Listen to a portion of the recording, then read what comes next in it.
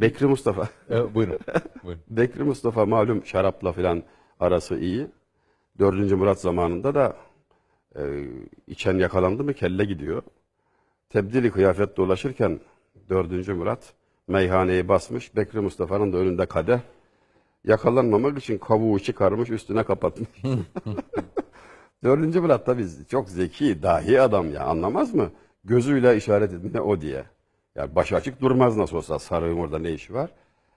Settarul uyub demiş. Ayıpları örten Allahu Teala'nın bir ismini zikri. Settarul uyub. Yani ayıbı açma şimdi yani. Tesbih çekiyor burada bir taraftan. O ne diyor? Diyor ki cilaul kulub. Kalplerin zikri.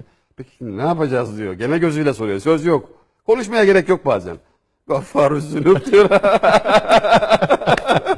Yani Allah-u Teala'nın isimlerini, sıfatlarını hatırlatıp yani affedeceksin sultanım bunu. Yakışanı bu yani. Çok güzel. Kavuğa Settarül Uyub diyor. Tesbihe. Cilaül kulub. Cilaül Kalplerin kulub. cilası.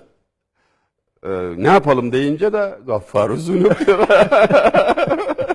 Yani şu medeniyetin sarhoşunda bu var ya. Yani enteresan bir şey ya. Ve denge. Bir de böyle yani günah olabilir, kabahat olabilir. Yani ehli sünnetinde bir şeydir bu adabı. Günah olur ama günahtan sonra ne yaptığındır önemli olan. Yani herkes günah işleyebilir. Yani peygamberler hariç. Yani günahsız olmak değil maksat. Ama günahtan sonraki davranışın seni kul eder.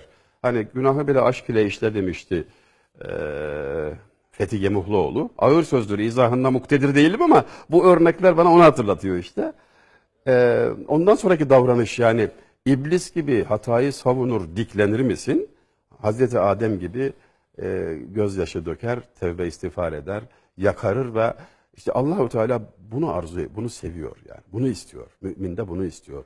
Ne diyor Ataullah İskenderi Hazretleri? İzzeti nefse ve kibre sebep olan taattan zillet ve inkisara sebep olan günah hayırlıdır.